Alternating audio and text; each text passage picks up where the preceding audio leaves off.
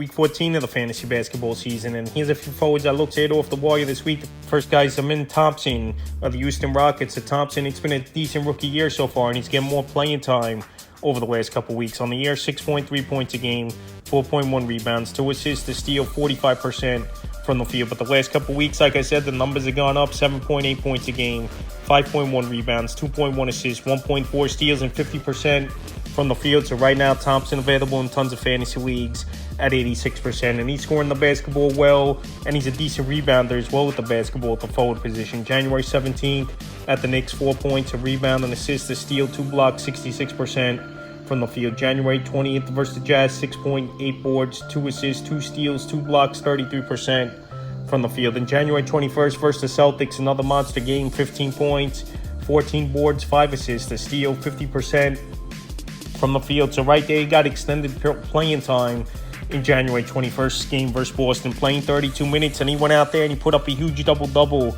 Is Amin Thompson. So we know his brother Thompson is good. Detroit Pistons, and these guys, they're good ball players.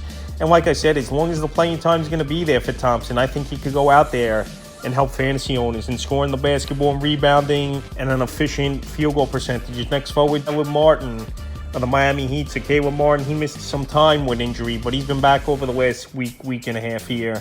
And he's starting to get back into shape and putting up numbers on the year, 10.5 points a game, 4.8 rebounds, 2.3 assists, 1.2 threes, and 45% from the field. So Martin, we know he's a big part of this Heat team getting to the finals last season and hitting a lot of big shots and being a three-point specialist in the playoffs and scoring points a lot for this Heat team. So January 17th at the Raptors, 10 points, 3 boards, 5 assists, 80% from the field. January 19th versus the Hawks, 10 points, 8 boards, an assist, a block, 2 threes, 44% from the field. And January 21st at Orlando, 11 points, 4 rebounds, 4 assists, 3, 71% from the field. I know the numbers aren't that eye-popping here for Caleb Martin, but like I said, he's getting back into shape after missing a few weeks with injury. He's still playing 25, 35-minute range for this Miami Heat team.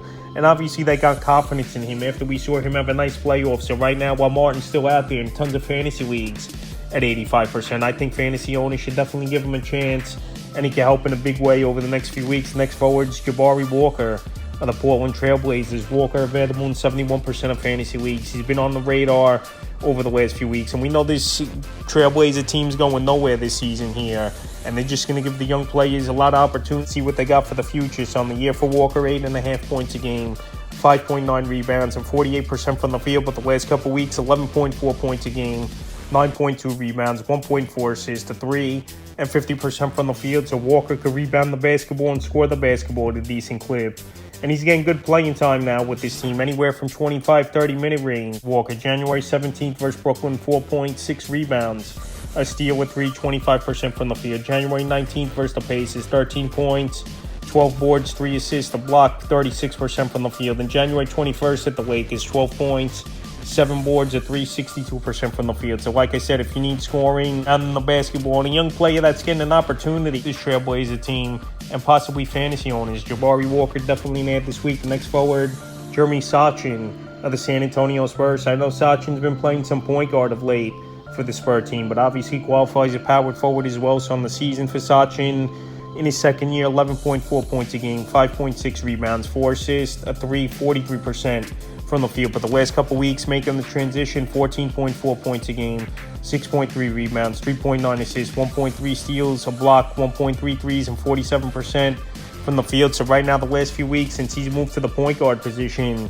Sachin, he's been a 4-category, 5-category type of player for the Spurs team, and he's filling the stat sheet. January 17th at the Celtics, 5 points, 7 boards, 4 assists, 3 steals, a block, a 3, 22% from the field. January 19th at the Hornets, 11 points, 8 boards, 8 assists, a block, a steal, a 3, 50% from the field. January 20th at the Wizards, 23 points, 4 rebounds, 3 assists, a steal, 2 blocks, a 3, 72% from the field. Sachin, he's getting an opportunity now to play a different position, and he's making the most of it, and he definitely is helping this Spurs team and putting up numbers, and for a future piece and also fantasy owners, I think he can help as well. Right now, while he's been efficient here, is Sachin at 4 or 5 categories. He's definitely a forward to have this week. Fifth and final forward I looked at off the wire this week here is Georges Niang of the Cleveland Cavaliers. So Zhang, he's getting an opportunity for this Cav team, and he's made the most of it with the injuries over the last few weeks on the season. 9.3 points a game, 3.8 rebounds, 1.2 assists, 1.9 threes, and 43% from the field. But the last couple weeks, he's definitely bumped the numbers up. 16.5 points a game,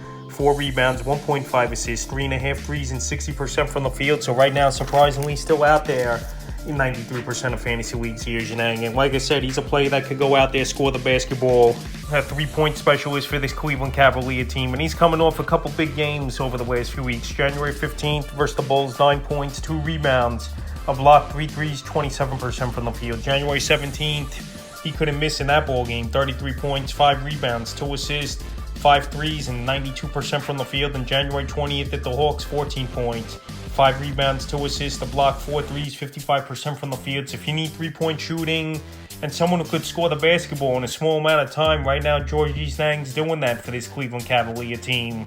And surprisingly, like I said, after coming off a few big games, available 93% of fantasy leagues, so he's definitely a forward I looked at this week. So that's a few forwards I looked at off the wire for week 14 of the fantasy basketball season.